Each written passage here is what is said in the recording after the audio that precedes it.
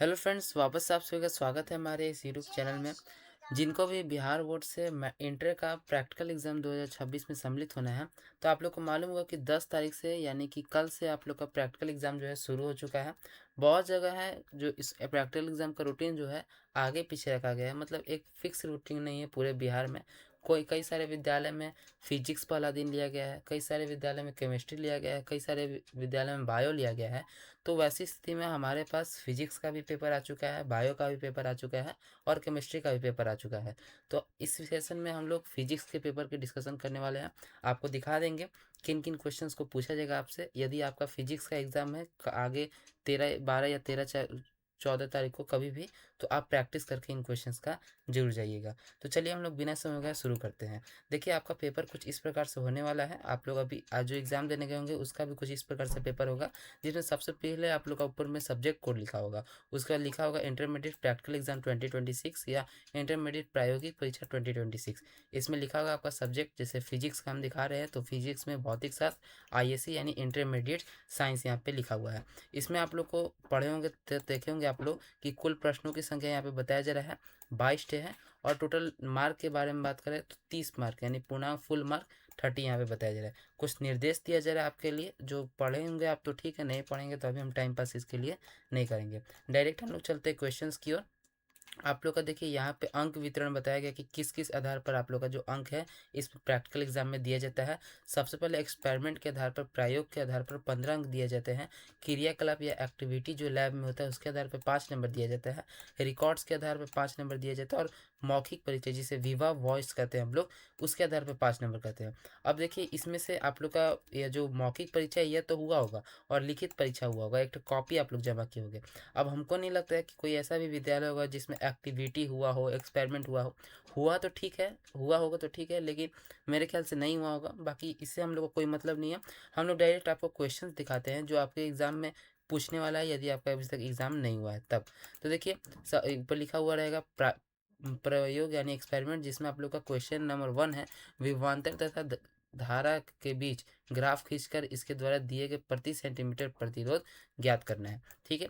उसके बाद है हमारा कि मीटर सेतु की सहायता से दिए गए तार का प्रतिरोध ज्ञात करें तथा तार से के पदार्थ के विशिष्ट प्रतिरोध ज्ञात करना है। उसका थर्ड नंबर क्वेश्चन हमारा कि मीटर सेतु का प्रयोग करते हुए प्रतिरोधकों के समांतर क्रम एवं श्रेणी क्रम संयोजन के नियम का सत्यापन करें। देखिए, यहाँ पे हम पहले बता दे कितना नंबर क्वेश्चन आपको बनाना है, यहाँ पे दिया भी होगा। देखिए, यहाँ पे सबसे पहले तो यथासंभव अपने शब्दों में देना है। उसके बाद 15 मिनट आपको मिलेगा क्वेश्चन पेपर पढ़ने के लिए। उस पर यहाँ बताया जा रहा है कि खंड आ में वर्णित में एक प्रयोग के सिद्धांत को लिखते हुए निर्देशानुसार अपने अवलोकन के आधार पर परिणाम की गणना करना है। यानी खंड अ में एक क्वेश्चन बनाना है आप लोग को। उसके बाद खंड ब में वर्णित सूची में कोई एक क्रियाकलाप बनाना है। यानी खंड ब से आप लोग को कोई एक क्वेश्चन बनाना है। और खंड अ का अलग से नंबर जोड़ा जाएगा, खंड ब का अलग से क्वेश्चन जोड़ा जाएगा। यानी कि आपका खंड अ और खंड ब में का दोनों में से एक एक क्वेश्चन आपका बनाना अनिवार्य है। तो हम अभी बात कर रहे थे सेक्शन ए यानी खंड ए के बारे में, जिसमें 3 नंबर क्वेश्चन तो हमने आपको बता दिया। उस पर चौथा नंबर क्वेश्चन है कि विभव मापी यंत्र का प्रयोग करके दो प्रदत्त प्राथमिक सेलों के विद्युत वाहक बल ईएमएफ की तुलना करना है। और पांचवा क्वेश्चन है कि सोनी मीटर का प्रयोग से प्रत्यावर्ती धारा एसी मेष की आवृत्ति ज्ञात करना है। फिर छठा नंबर क्वेश्चन है कि दिए गए गैल्वेनी मीटर का वंचित परास वाले आमीटर तथा वोल्ट मीटर के में रूपांतरण तथा इसका सत्यापन करना है।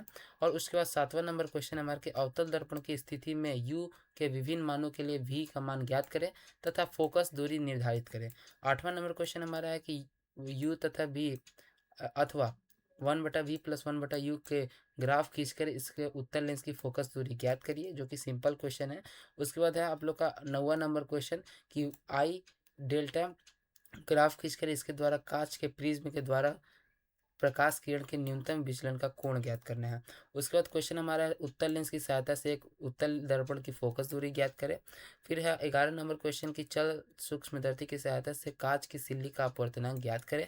और आपका 12वां नंबर क्वेश्चन और सेक्शन ए का अंतिम क्वेश्चन है जेनर डायोड का गुणधर्म वक्र खींचकर पश्च ब्रेन काउंट वोल्टेज ज्ञात करें। तो देखिए खंड अ में 12 कुल क्वेश्चन दिए गए हैं, जिसमें से एक क्वेश्चन मात्र आप लोग को बनाना है। और देखिए हम बताएँगे आपको कि कहाँ से इसका आंसर आप ढूँढ सकते हैं, अगर आपको ऑनलाइन इसका आंसर नहीं मिल रहा तो। उससे पहले हम आपको बता देते हैं खंड ब में कौन-कौन से क्वेश्चन आपसे पूछे गए हैं।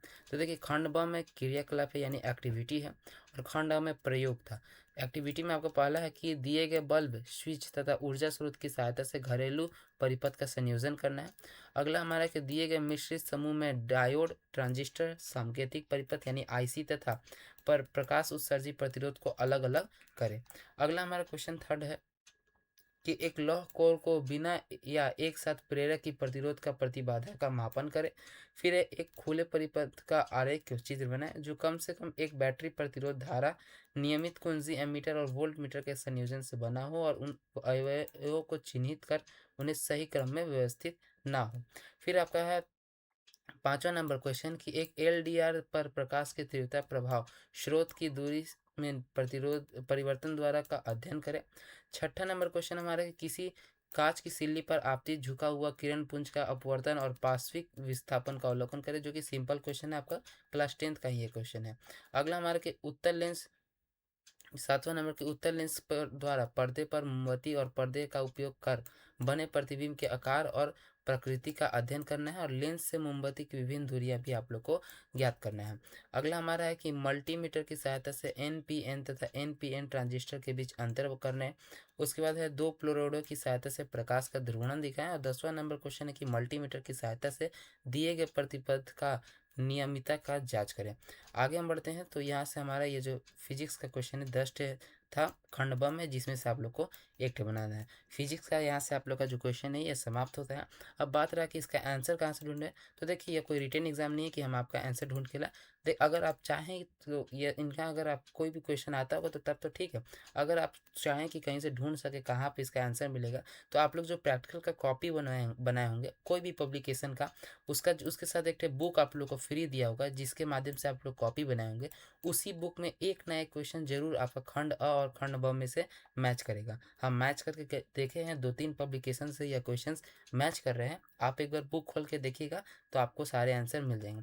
नेक्स्ट जो हमारा वीडियो आने वाला है उसमें हम लोग बता देंगे आपको, बायोलॉजी का पेपर देख सकते हैं यहाँ पे हमारे पास है। अगला वीडियो में हम लोग उसके बारे में बता देंगे। यदि आपने चैनल को नहीं सब्सक्राइब किया है तो सब्सक्राइब जरूर कर ले। हम मिलते हैं आपसे नेक्स्ट वीडियो में, तब तक के लिए जय हिंद, जय भारत।